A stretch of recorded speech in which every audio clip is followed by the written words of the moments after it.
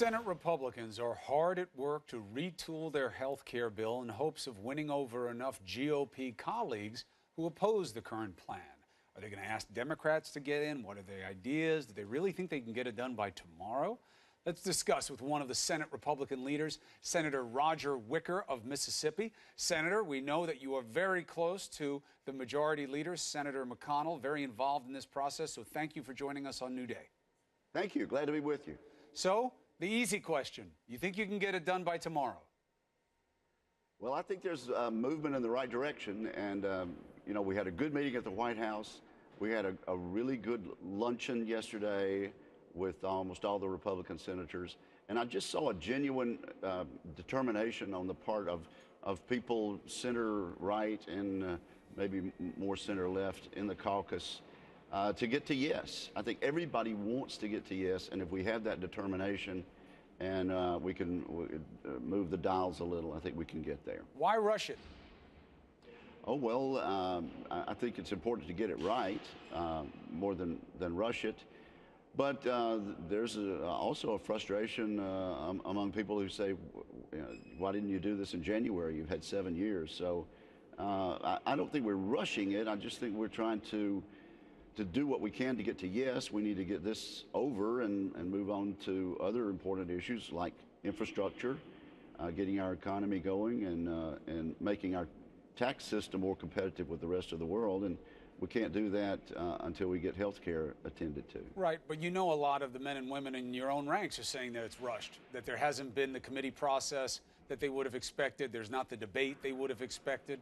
What's the reasoning for that behind McConnell's actions? There's going to be a vote-a-rama when this thing is finally put together. There will be an unlimited opportunity for amendments and discussion. And what I've noticed over the last several weeks is a pretty full discussion on the floor of the Senate. The provisions have been out there. The House version it has been passed, and our version's been public for several days now. So I don't think we're rushing it, and I think as soon as we can get to a consensus, we ought to move. Right, but the question is whether or not you can get to one based on these very divergent requirements by people within your own party. What are the different ideas in the air right now for how to make this bill more acceptable to your own constituency? I think there's some important things that are being done. The information I have, and honestly, I was not part of this discussion yesterday afternoon, but my understanding is that we are moving toward adding another $45 billion to the opioid epidemic treatment.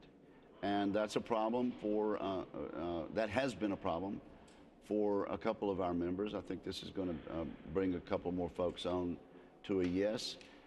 You've seen the discussion about allowing people to pay health insurance premiums out of their health savings accounts. That gets some of our people further on the right and moves them more toward a yes. So I think there's been a movement there. You know, there's also there's a debate between the people who'd like the program to be bigger, the people that'd like to cut back even further, and also the parliamentarian.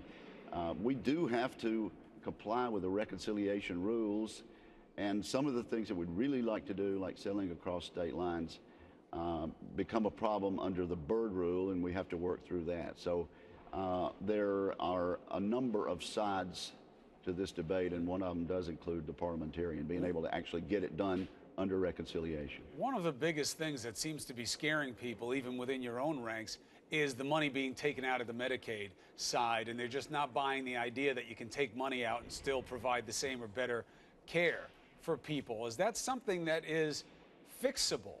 Do you think that you can put the money into Medicaid that it demands when it seems to be such a big selling point for McConnell that he's going to carry savings from this health care bill into your tax structure? Well, you know, I don't really accept the premise of your question there, but it is central to this debate. Let me make this clear. Under the Republican plan, House and Senate, there will be more money, much more money spent on Medicaid in the coming years than is being spent today. What we are simply talking about is reducing the growth rate. And Chris, we have got to come to grips with this as a nation. Medicaid and Medicare, for that matter, which is not touched in this bill, are growing at a rate of inflation that cannot be sustained when my kids are in their 60s and when my grandchildren are coming along. We have to make the program better, and that's what I like so much about this plan. It block grants the money with a built-in increase to the states, and so you got Jerry Brown out in California working with his Medicaid money, trying to come up with the most efficient way for Californians, and Scott Walker in Wisconsin and you got to do a totally different model. Complaining that you're cutting the overall amount, and they won't be able to do as much, and people are going to lose coverage. I don't know that that Governor Walker has been doing that, but let me just say, we are not cutting money from Medicaid. We are growing Medicaid at a much more sustainable rate. Right, but isn't that semantics at the end of the day? You're going to give it less money than it is getting now in terms of the rate adjustments. So it won't meet costs the same way. It'll be less. People will lose care. You know, Chris, if you measure success in the amount of money you're sending to a program, you know, that's one way to look at it, but that's not the way I look at it. I look at it in terms of having a program where 50 states can experiment with doing it more efficiently, cutting out waste and fraud and abuse, and making it work better for the people who need Medicaid. I also like the fact that, frankly, in states like mine that didn't expand Medicaid, thousands and thousands of people are going to have an opportunity through refundable tax credits to buy real insurance on the open market with choices. I think most people would much rather have a Blue Cross Blue Shield policy than be stuck with a one-size-fits-all Medicaid. Well, so I mean, I like where we're going in this regard. Understood, Senator, and that's the big debate, is which way will be seen as the best for the American people. I think it's going to end up being better for the American people and better for the taxpayer long term. Well, that should certainly be the goal. Senator, thank you very much for joining us. You're always welcome here on New Day. Thank you, sir.